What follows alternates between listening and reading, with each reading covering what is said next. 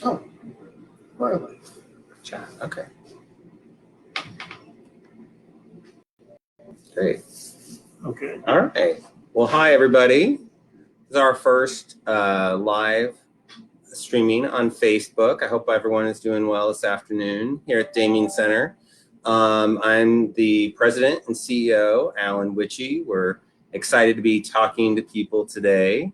It is a unique day in our world of the coronavirus because there's this new Giving Tuesday. If you guys remember, Giving Tuesday is usually done after the Thanksgiving holiday. And today we're actually doing a brand new and participating in this brand new Giving Tuesday that's celebrating the work of organizations like the Damien Center, who are continuing to function during these very unusual times. So we're looking for people to help share and promote us on social media today, as well as to encourage people to make donations for us. The important work that we do here at the Damien Center is just simply we couldn't do it without support from individuals and people out in the community. We are our core mission is around either providing the most quality medical care possible for individuals who are HIV or at high risk for HIV, and also to prevent the spread. It's the second sort of arm of our missions, prevent the spread of HIV and other similar STDs, STIs in the community. So that work, we get some tremendous support from the State Department of Health and Marion County Health Department, the Health Foundation of Greater Indianapolis. But we also really depend on individuals and companies and foundations to support us in order to keep going. So a day like today is an opportunity for us to celebrate those of you who help us and keep us going. So it's hard to believe that things are so different in the world now from what they were even maybe 2 or 3 months ago. We continue to provide services here. Last year here in Damien Center, we provided services for over 4,000 people. It's an amazing number of people. More than 4,000 unique individuals came in to this building seeking help and assistance. And some of those were for HIV or sexually transmitted infection testing. Some were for prevention. We have quite a number of people that access medical care directly with us, pharmacy on site, and then mental health, housing. We have a tremendous housing program that brings people literally homeless into housing, as well as people who are just experiencing a temporary crisis or problem and need support for things like utilities or temporary rent, so that they can stay housed and stay stable.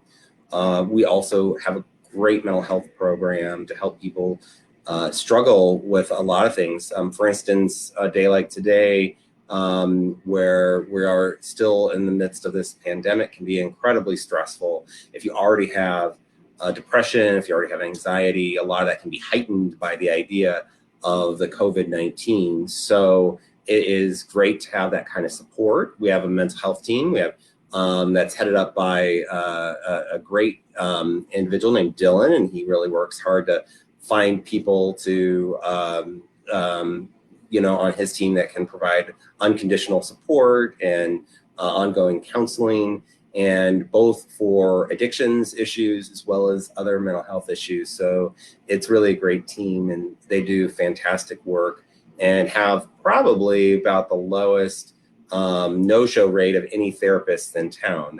Their clients are really engaged and love the kind of support they get from them. And we have support groups that are run by that group as well. And food, we have a food pantry. We often do hot meals. We're suspended the hot meals for the time being, but we're still distributing our food pantry services with gift cards to grocery stores, as well as real food when we have it. And we serve over 500 families a month in that program. So it's incredibly important to the work we do. Most people that access food pantry here don't have another source. This is maybe the sole source of food that they have. And during this time, we've been very fortunate to find other partnerships and other groups that are helping us get food for our clients.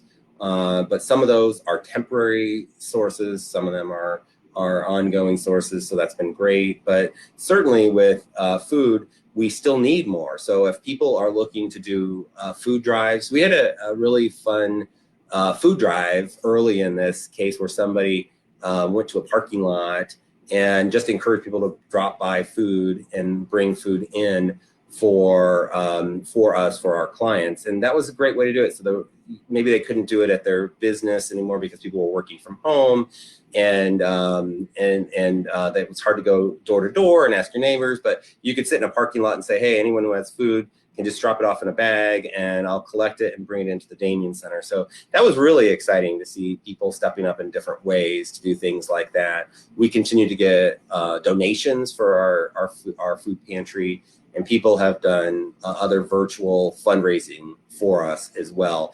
Again, it's such an important service because we serve over 500 families, and we've been seeing a steady increase in requests. So probably around 8 to 10 new families a week. We know that a lot of people have lost their jobs or are struggling, financially during this time. So it's so critical that we continue to get this food to the people that need it the most. And people can, if they want, they can actually make a donation directly to the food pantry itself. And we do get a number of those. And it's always tremendously helpful to have the food directly. So people who do drives and give us food, that is really nice because sometimes they give us things that we can't get any other way. And a client might come in and get a special treat that someone has donated, or more importantly, even toiletries. A lot of things like razor blades and soaps and laundry detergent, we just can't get those with some of our grant funding, because some of the grants only cover food. So that unrestricted gift allows us to give things like that. That's really critical for anyone who walks in the door. It's really important. So we did not have as much normally in the month of April. We have an event called Dining Out for Life, and that is where we get to go to all these different restaurants.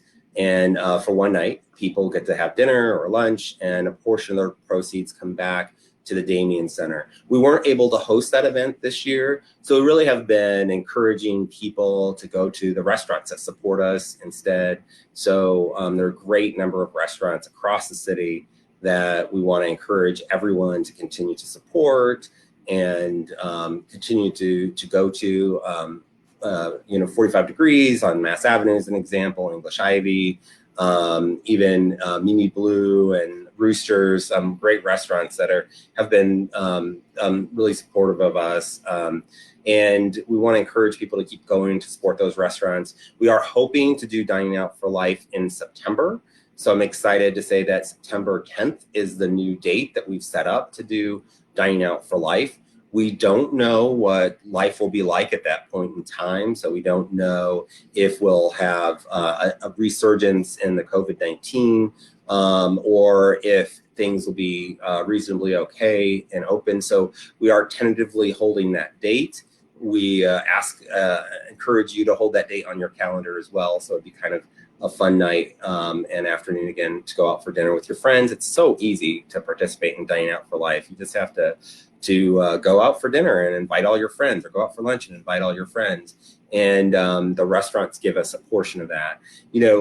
That's an event that's been around for a number of years. And we have some restaurants that have been so generous to us throughout the time. And we hope that they're all doing well through this. It's been tough on restaurants and the local community. So we encourage you again to think about supporting those restaurants. You can go to our website and click on the Dine Out for Life, and you'd be able to see a lot of those restaurants that have participated in the past. And we just encourage you to continue to support them and see them, see the importance of their function during this time, because we want to get through all of this in a way that's good for the restaurants. Now, for us, some people have asked me, what are we doing different now that COVID-19 has hit, and what was it like at the beginning? So well, quite honestly, we were like everybody else. We weren't prepared to handle this epidemic in the way that it came about. So it was complicated, but we've really learned how to evolve and develop in a completely different way. You know, when we started, nobody really worked from home. We had all these, you know, staff that were here providing services every day.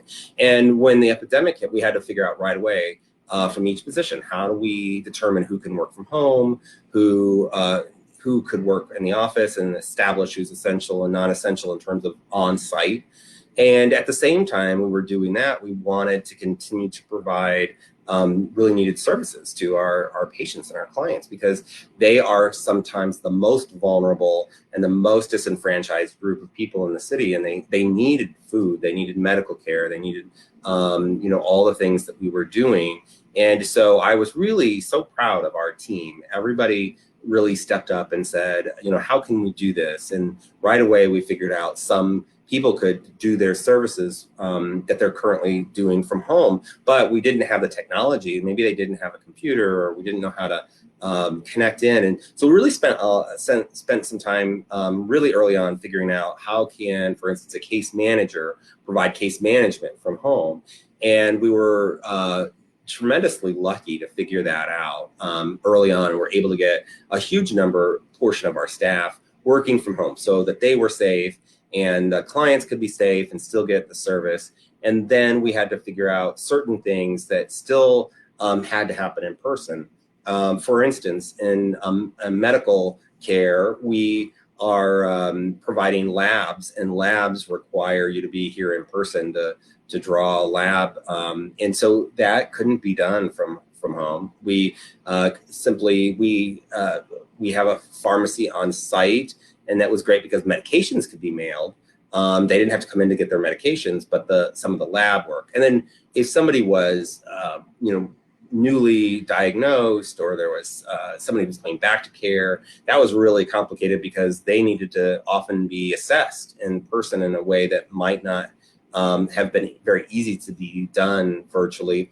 But as time went on, we figured out how to do more and more of those medical visits telephonically, and now we're able to do the vast majority of them through telehealth appointments, which is really exciting.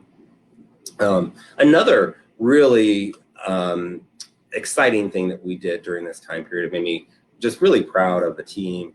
We were able to identify very early on that there were a number of people with HIV who were in the homeless shelters. So we had identified around 50 people that were living in the homeless shelters, and the population that's generally, if you're HIV positive and living in the shelter or outside, sometimes in their cars, other places, they're far less likely to be adherent to their medications. So if you are not adherent to your medication, that means your viral load will go down. You'll be more susceptible to other kinds of illnesses, but you will also have the potential of passing on the virus to other people. So we knew that group was very vulnerable, and worked very hard to reallocate money that we had. So we took some of our other money and we reallocated about $106,000, I think, so far. And we took people and put them into hotels. So we took individuals out of homeless shelters, or who were living in their cars, or who were living outside and had HIV, and we immediately put them into a hotel room, a single occupant hotel room, where they could quarantine and be safe. And then we provided support to them and said, okay, are you on your medications? How do we make sure that you get adherent to your medications? How do we make sure that you're supported in this time period for other things you need?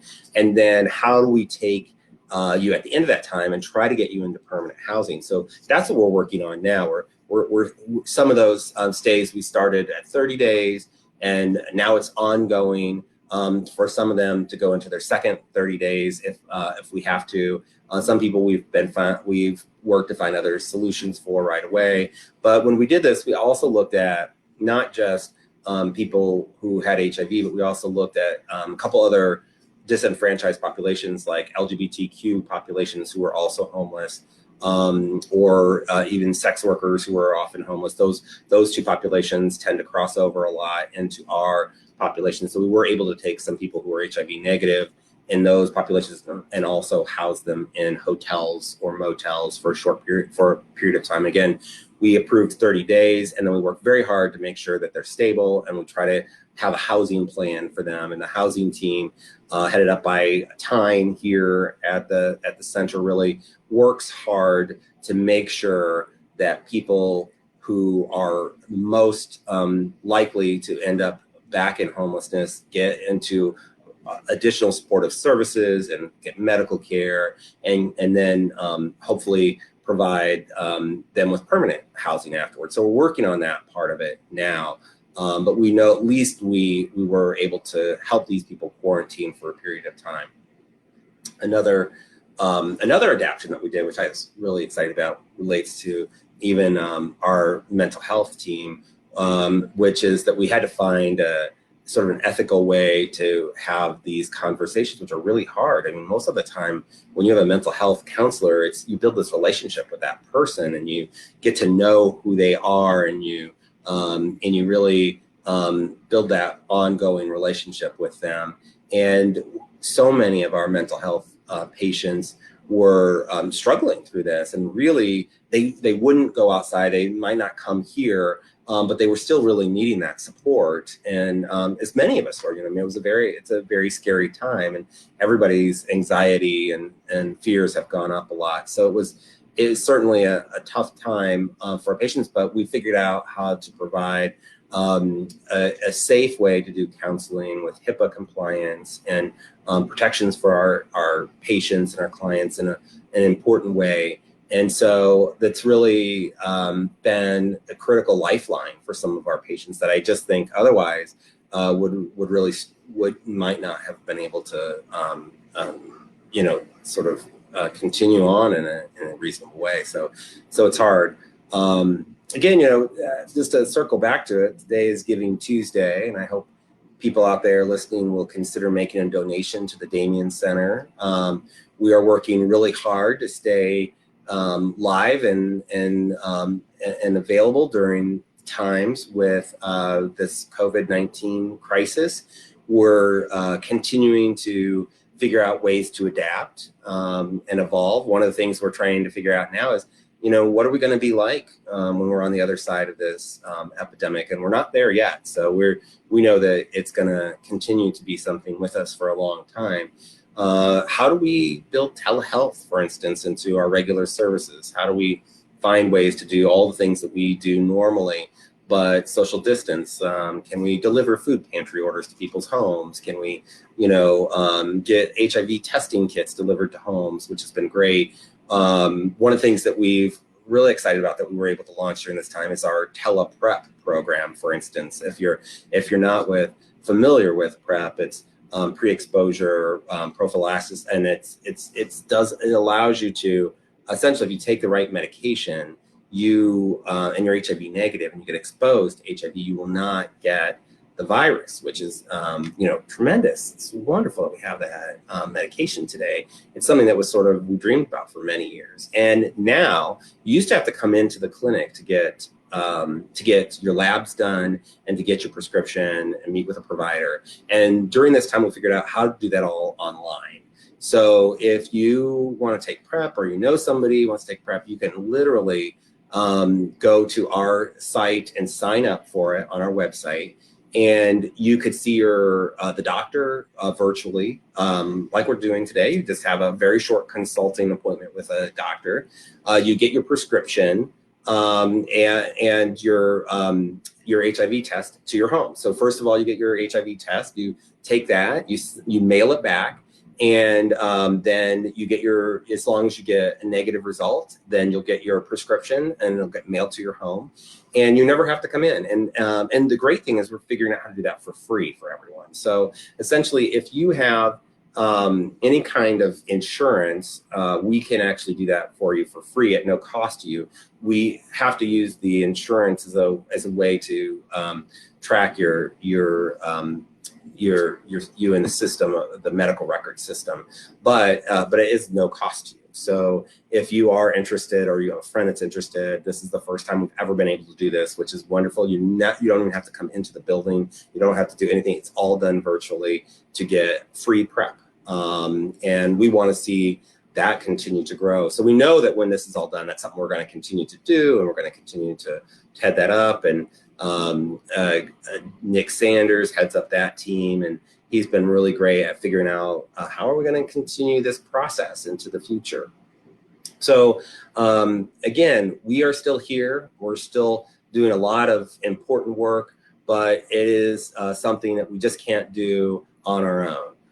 You know, we need your help if you're listening. We need you to help us encourage other people to support us, encourage other donors to support us, because it's just something that we need in order to continue this important work.